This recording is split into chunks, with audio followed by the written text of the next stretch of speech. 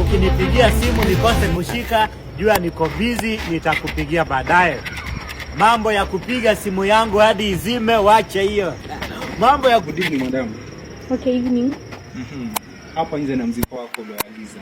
Okay, ingia ndani second floor, room number 108.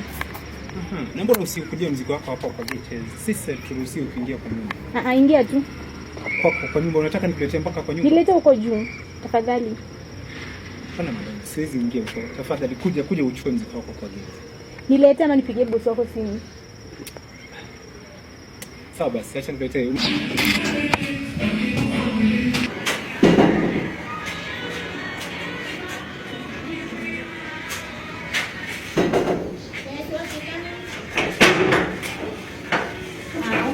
Okay, it's boss lady, eh? Yeah.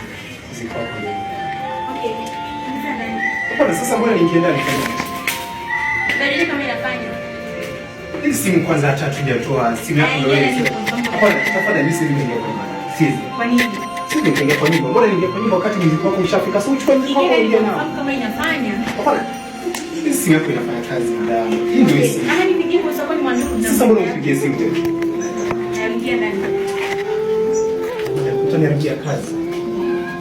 Simu yako inafanya. Mbona?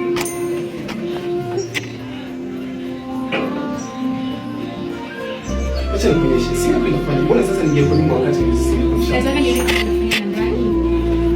Simu yako ndio. Simu haijafunguliwa. Simu kama inafanya. Sasa simu hiyo ndio simu ukachukua ukafungue. Haingine ni kwa. Ndio ikaifungue basi. Sisi ngine boss wako ndio mzigo wako. Sawa. Fanya usimpigie simu acha basi nikaingia kufunga. Sasa unataka ningie nifanye nini mwanzo? Sasa kama unaona kama inafanya. Kama urudi nayo basi. Sasa bora ningie kwa nyumba. Shika. Shika basi. Naweza ingia pia. Ingia. Ingia pia. Wewe ingia.